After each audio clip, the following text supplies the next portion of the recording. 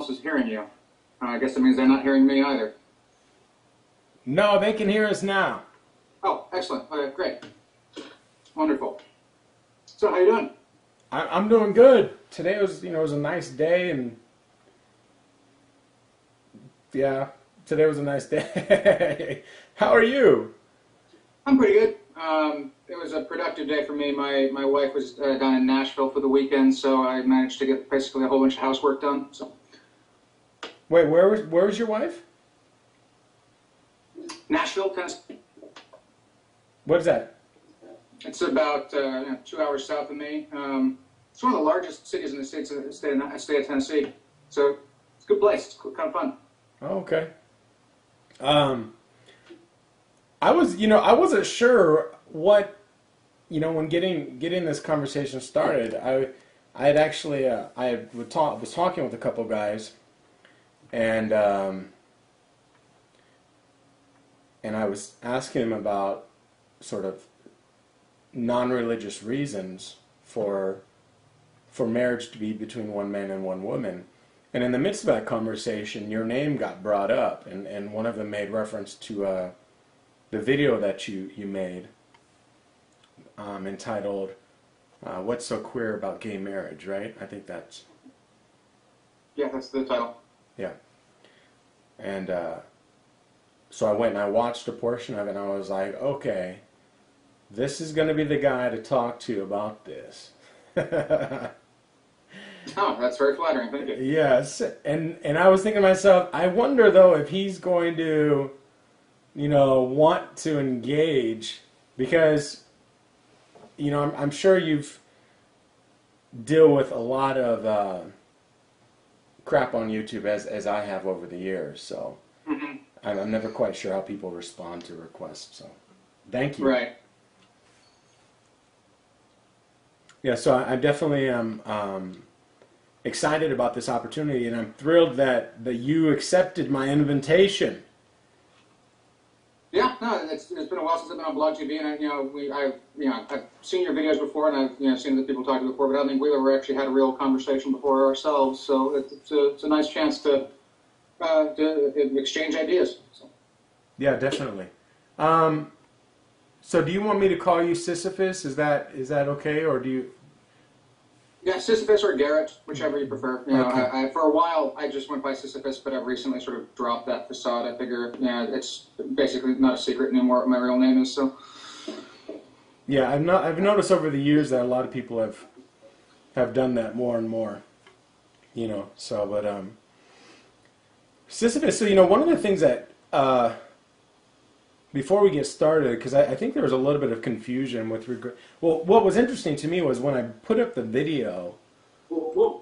When I put up the video saying that we were going to talk about this, I was intrigued by some people's responses, and I guess I could understand why people responded with such strength, in the words that they were using, is because this is obviously, it's a very heated, emotional topic. But in approaching this topic, I wanted to make clear that this is not really about me trying to rally people together for the purposes of making it so that gay people can't get married in America. That's not the purpose of this conversation. Rather, the purpose really is because I wanted to search out some of the limits of the reasoning that is going on out there. And although I've heard plenty of religious people talk about ideas about what marriage should be, I've never really heard anything from people about marriage from a non-religious perspective. So before we get started, I guess I want to ask you this question. Why marriage at all? Why in America should we have marriage, any notion of marriage at all? Yeah, I think that's actually a very good question. And I'd like to answer in just a sec, but is there any way to get me on the video here, do you know? Because I see a couple of people asking to yes. Show. Where's your... Are you, let's see, are you down here? Okay, perfect. Let me go in. because I am at least composed enough to appear on camera, I think. So, and that way we can sort of have get the full visual, emotional, conversational thing going on. Yes, and that way they don't have to just look at my face. That's really the most important thing. So I'm still going to stream the audio through Skype just because it makes it so that the audio is both of our audios go together, okay? That works for me. But then I'll invite you as a co-host and just, we'll see how this goes here. And I'll mute your mic on this end. Okay, so we go.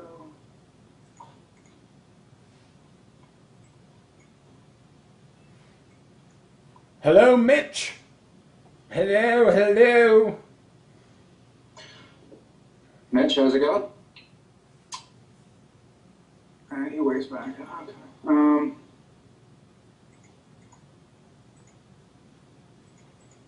All right, I can't. I think. Wait. Oh, there we go. Allow. Yeah, I remember having this problem before. I'm on a Mac, and I'm assuming you're on a PC. And so, all right, I appear to be showing up. Huh? Who? It's a miracle. Yay! Okay, excellent. Okay, so now back. So your opening question: why marriage at all? Yeah, why marriage at all? And I mean, I sort of want to break that down to at least two separate questions. Why, sort of culturally, should we have marriage? And then also, why should it be sort of in any of the government's business to be involved in the marriage business? And culturally, marriage has an awful lot of value, both obviously within religious communities, but also for non-religious and secular people as well. It's a way of expressing our commitment and our love for another person. And am I having a mute problem? Yeah, no, that's my end. Hold on one second.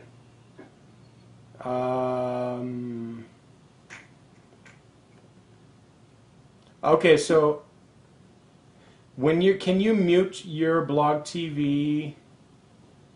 I think it is muted. Is it muted? Oh yeah, it was muted, and it's muted, still muted.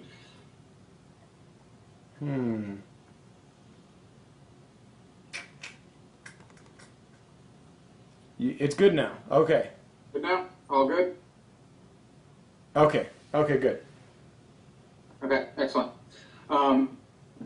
Yes, so, I mean, it's important, for the reasons that, you can find basically by asking any couple who wants to get married. I mean, for some it's a matter of, being connected to a religious community. For some it's a matter of, standing before their whole community as a whole, religious parts and non-religious parts, and expressing their commitment and their love. And these are things that matter to people.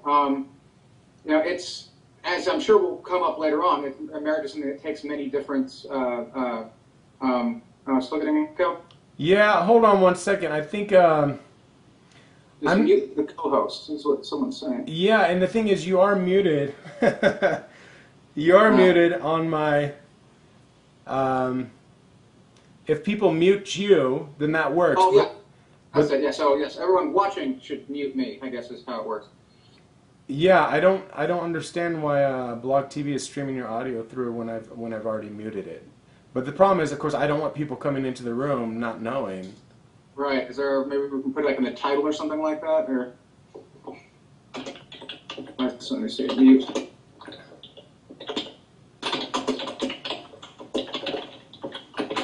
About that.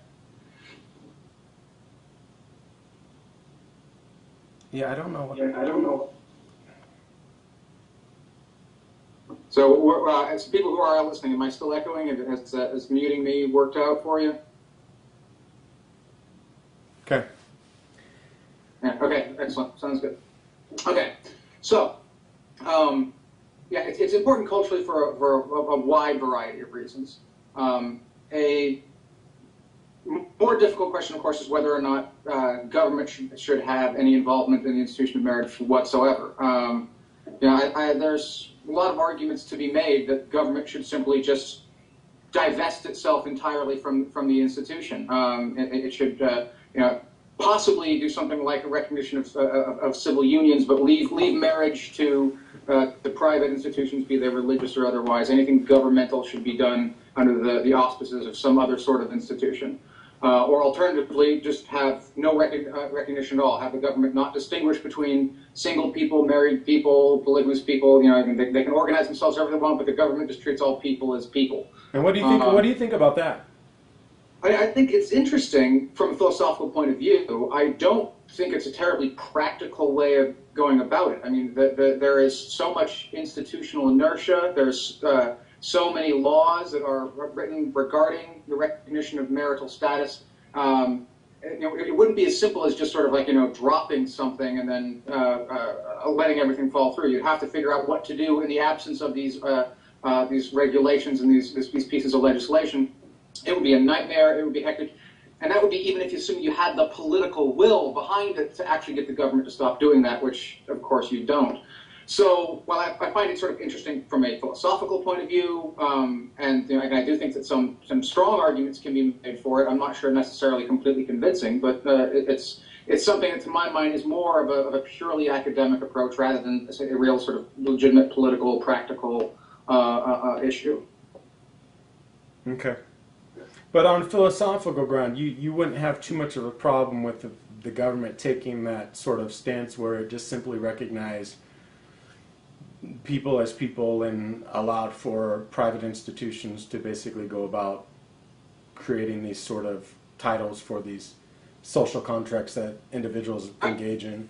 I wouldn't have a major objection to it. You know, I would want to hear the arguments made. I would want to hear detailed cases. You know, and I've glanced at some of the arguments. I've played with some of them myself, but it's not something that I've looked at in enough detail to feel comfortable committing myself to a position one way or the other. But it certainly seems to me that it's not implausible to suggest that the government should just get out of the marriage business entirely.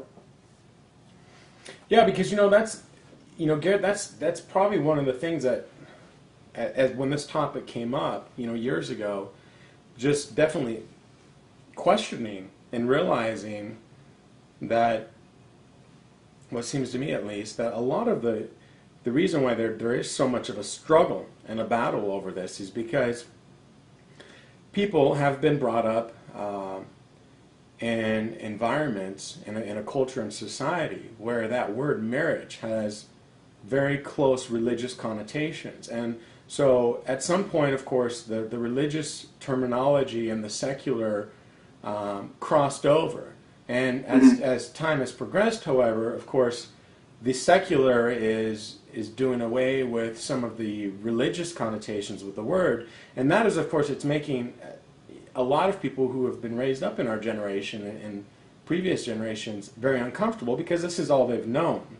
You know, this word has had a very specific meaning, not only for them in a secular society, but also in a religious way. And so trying to detach those two has obviously created some tension.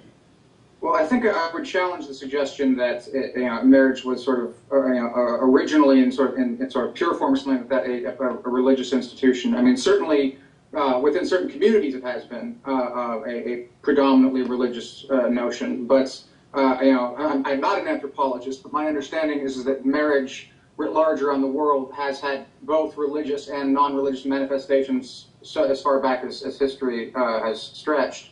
But certainly, I think for the political discussion that we're having here in the United States at the moment, indeed, for Orthodox Jewish communities and fundamentalist Christian communities, they certainly, in their sort of institutional memory, it has been principally a religious idea. And I think you are right that that is a large part of why it's inspiring so much resistance, is because it does seem to be trespassing on their notion of religious integrity.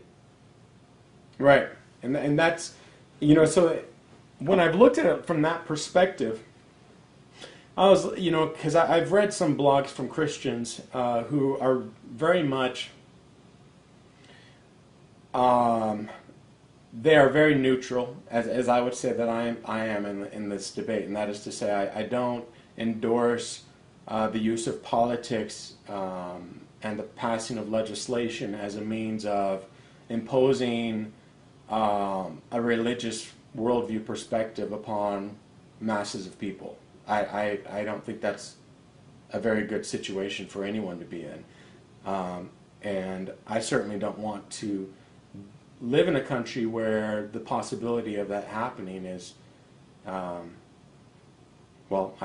is possible. You know what I mean? Mm-hmm. But what's interesting though is they're very harsh against people who are against it, and it seems to me is like, yes, it's a very heated discussion, but at the same time, it's very understandable why people who have been raised up in a culture, an environment where that word meant something to them experientially, emotionally, religiously, and in the secular society as well. And so, it's definitely, I can understand why it's such a heated topic because of that. Yeah, I mean, it's something I thought was interesting.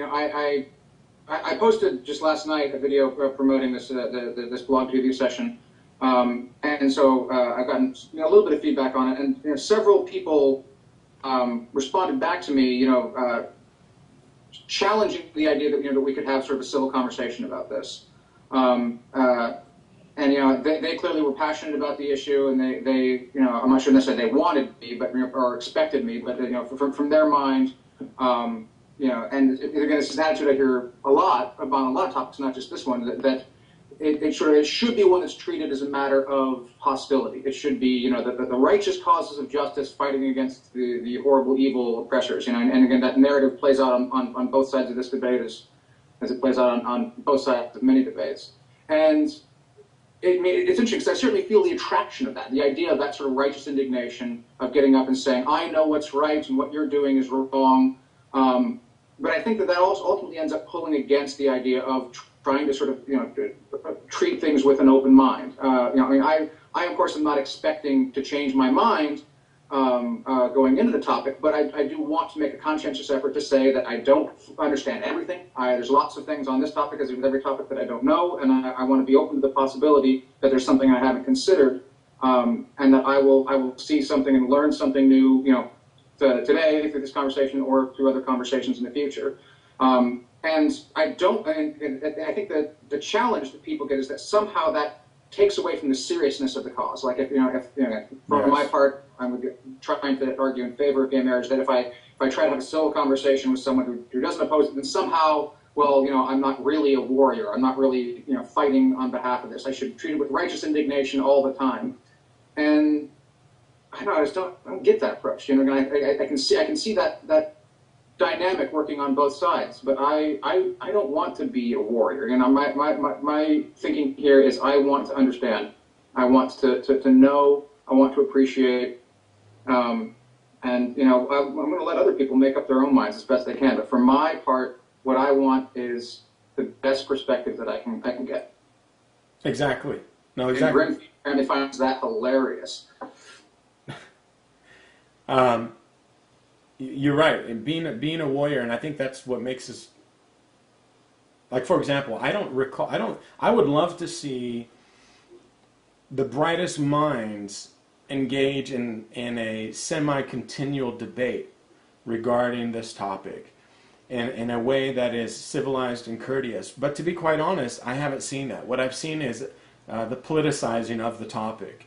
And so I don't actually encounter well-reasoned thoughts from either side. What I hear by and large is a lot of emotion from both sides. And I understand the emotion from both sides, but trying to dig out the intellectual components from both sides becomes a little bit more challenging, I think, especially because by and large I think people want to have that sort of us against them mentality, right? They want it to be so black and white instead of trying to understand perhaps that maybe it's not. Maybe it's just not that way.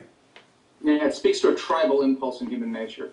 But I mean, I do think there is a time and a place for that. I mean, there is a time and a place for vociferous debate, for people really making their most impassioned pleas. But there also needs to be room for sort of dispassionate, intelligent, rational, open-minded discussion. And with that in mind, maybe we should sort of shift gears out of the sort of the meta conversation that we're having now about it and try to actually dig into the merit of the debate itself. Yes, definitely. So one of the things that I noticed when I was watching your videos, you were addressing some of these arguments that you didn't feel held much weight, and one of those was the slippery slope argument that you presented. Basically, people saying that if we allow for this, what will stop us from allowing polygamy, bestiality, pedophilism? And although you strongly dismissed bestiality and pedophilism, I believe your stance on polygamy was a little bit more nuanced. Is that correct? Yeah, I think that's right. So, but that got me thinking about this idea of marriage, and really what intrigued me about this was I was thinking to myself, okay, what, from a legal perspective, what is, when I say marriage, really as a secular society, what does that word mean? And it seems to me that in the past it certainly has meant something, and now today, over time, there's been sort of boundaries that were put in place. Let me give you an example. So in the past, someone could enter into these relationships with someone of the opposite sex, and they could be considered married, but perhaps they were marrying someone that was very young, that today that would not be acceptable. That would not be considered marriage, right? And in some cultures on the planet today, that still happens. Yeah, in some, yeah, okay, there you go. So, so we see that. So, where is that line with regards to, for example, pedophilia in our society? How can you say with such, or would you say with such strength that, you know what, no, I don't think we ever could go down that route? And well, again, I want to we need to distinguish sort of the principle point from the practical point. As a point of view of practice, the political lobby for I guess it would be NAMBLA, the North American Man Boy Love Association, or other equivalents that would possibly have an interest in pushing for something like child marriage or something like that. They have absolutely no sort of cultural, political traction. So, as a simple practical point, it's just paranoia to think that that's actually going to be the next step. On the principle aspect of things, there's fairly straightforward things that we can point to, and what it is, I think, and what has largely brought about an end to child marriage in at least the West and many cultures. It's less sort of this idea of the transformation of marriage so much as it's the transformation and the recognition of childhood as being a distinct phase of human existence. It's something that when we're, when you go back to, like, say, the Middle Ages, where, not uncommon at all to marry at the ages of 12, 13, 14, something like that. Actually, I don't think in Middle Ages in Europe it was common for like underage children to marry adult men. I think that was something I think that Europeans generally didn't have. I could be wrong about that though, but I digress. So we recognize now, for example, that children cannot enter into contracts of any variety. They aren't allowed to sign legal and legally binding documents. They need parental supervision. So the situation would have to be something along the lines of parents arranging marriages for their children, just to sort of comport with sort of general the legal status of children. And so, the question we then would have to ask would be something like, do we have good reasons, moral, social, political reasons, to not allow parents to marry their children off to either to adults or to other children? And I don't think you have to have much imagination to come up with some pretty good reasons why that's a bad idea. To spell out some among others, it's going to spell an awful lot of misery and discontentment for those children growing up who don't have the ability to go on and make their own decisions about who they want to marry. The cultures where child marriage is still something of a regular practice are far less individualistic. They have less emphasis on the sort of the rights and the primacy of the individual to make their own decisions and their own notion of personal autonomy. They're much more sort of collectivistic. So the cultural inertia simply pushes so far against something like that, and not just arbitrarily, but for really good reasons about the value of autonomy, the value of individuals being allowed to make their own decisions in their own life for really important life-altering things. It's not at all difficult to draw a hard and fast line between child marriage and gay marriage. Yeah, no, those are definitely great points. Those are great points. Now, when you had mentioned that the slippery slope argument, though, it did get me thinking about the fact that this social contract. I mean, I guess, and I'm thinking a little bit, not so much practically speaking right now, but bear with me for a second, okay?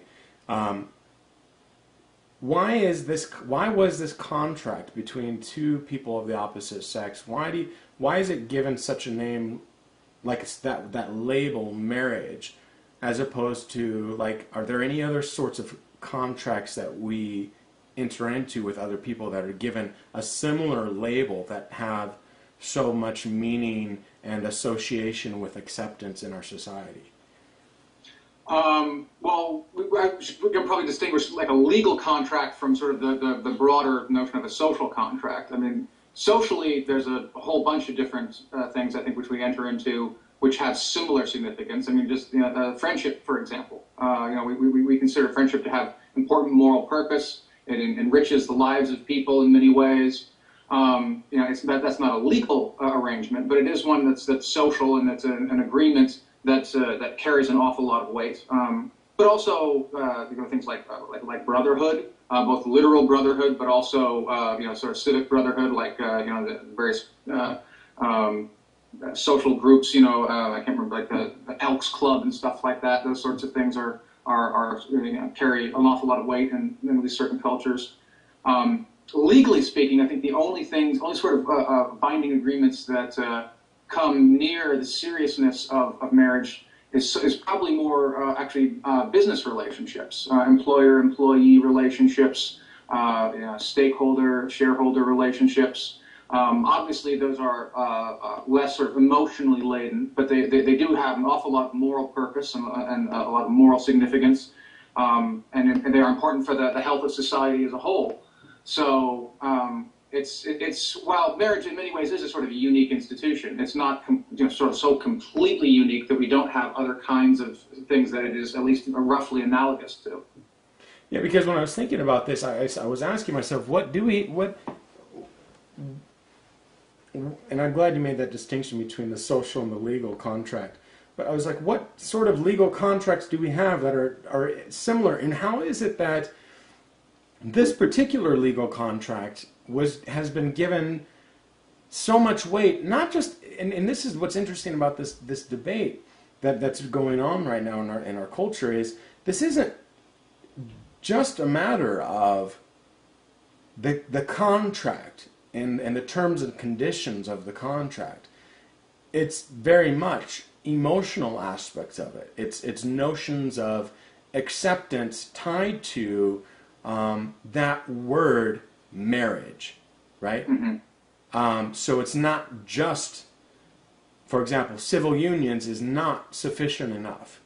It's not. There isn't a sense of, okay, we can have civil unions. No, because that isn't considered to be sufficient emotionally. Contractually, yes, it can be exactly the same, but just that one word, in terms of how you label it, changes that. Why do you think that's such a significant issue? Why not just have civil unions for same-sex as opposed to allowing the adoption of the word marriage?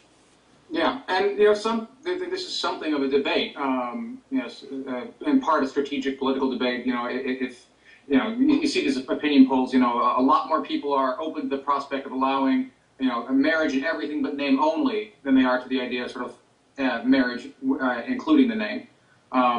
So it might be the case that politically speaking, it would be wiser to push just for civil unions and to sort of leave the notion of the word marriage off the table entirely. But personally, I think it matters, and I spoke to this in the talk that you referenced, because it's not simply a matter of semantics. I think the people who push for taking the word marriage out of the equation say, look, it's just a word, what difference does it make? But words really do matter. I mean, words, we construct our worlds with our words. We understand the world through our words. When a couple rushes into a hospital, one of them's having a heart attack, and let's say it's in rural Tennessee, not far from me. You want to be able to communicate in a very, very quick and understandable way. So to say that, hi, yes, this is my civil partner, which I've entered into a legal relationship with, which is functionally equivalent to marriage, I mean, that's not only cumbersome, it actually can be incredibly onerous on the people who have to actually bear that burden. It treats them like they are a second-class citizen. It's sort of cliche to say it, but I think it's repeated so often that it's true that that we've learned very, very hard way that separate is not equal. I mean, we could have taken a strategy like that when it came to dealing with interracial marriage. We could have said just people who are of two different races can have marriage in everything but name only. That might have politically been expedient. It might have smoothed the way